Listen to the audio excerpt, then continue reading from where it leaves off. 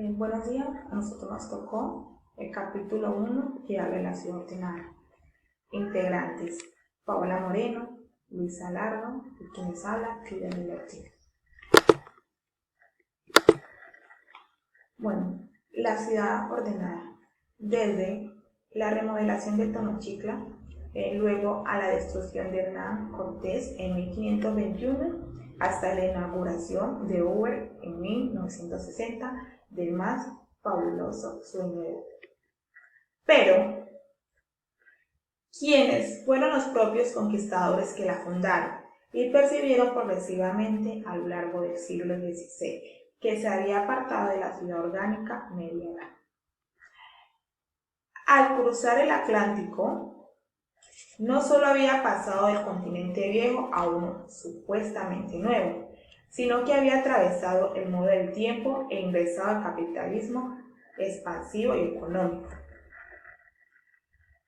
En cambio, dispuso la oportunidad única en tierras vírgenes de un enorme continente cuyos valores propios fueron ignorados con antropología ceguera y aplicando el principio de la tabula rasa. Cuando hablamos de la tabula rasa, nos referimos que el individuo nace con una mente vacía, es decir, sin cualidades, sin nada. De modo que los conocimientos y sus habilidades de cada ser humano son exclusivamente fruto del aprendizaje a través de sus experiencias y sus percepciones motrices. Los conquistadores también reprodujeron el modelo de la ciudad metrópoli, de que había partido, aunque inicialmente todavía vacilaron y percibieron demorarse en solución del pasado. A través de los neoplatonismos, que sirvió de cauce cultural al empuje capitalista ibérico. Fue recuperado en el pensamiento que ya había sido expresado en la República, revivida por el humanismo renacentista. La imposición. Del siglo XVI al siglo XVII, llamada la Edad Barroca, que los franceses designan como la época clásica.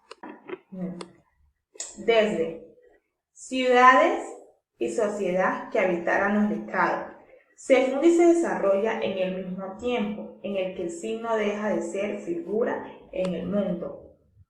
Dentro de un cauce del saber surgirán estas ciudades ideales de la inmensa extensión americana.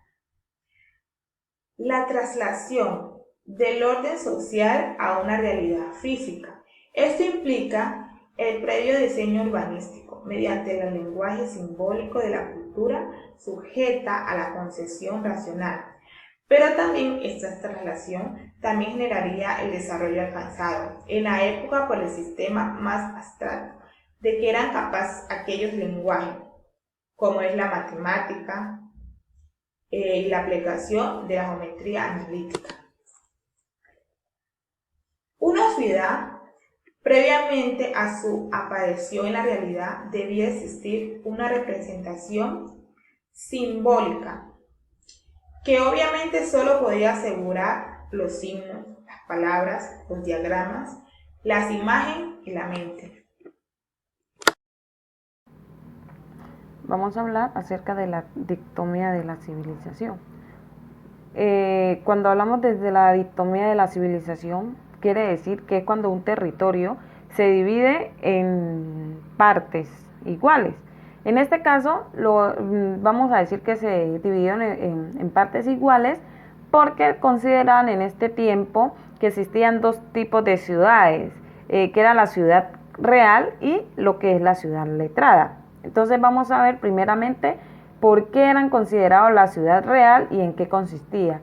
La ciudad real es donde habitaban los criollos, los indígenas. Estos eran considerados analfabetos.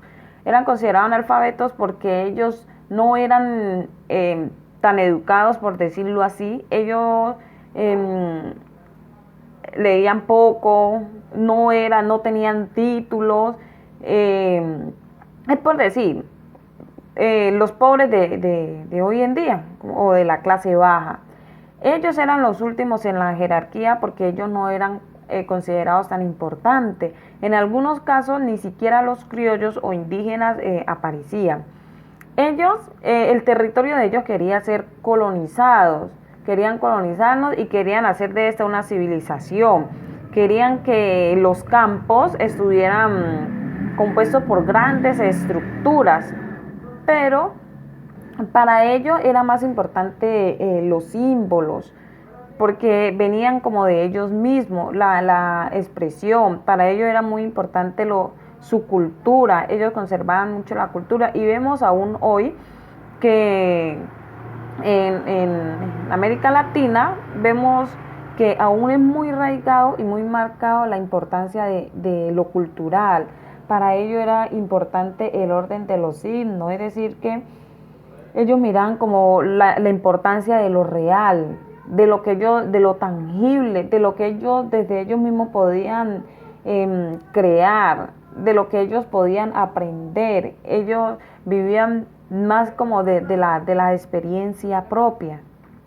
La ciudad real, para ellos era más importante el aula, lo hablado, pero a ellos los criticaban porque decían que los que era más importante el aula pertenecían al reino de los inseguros, de los ignorantes.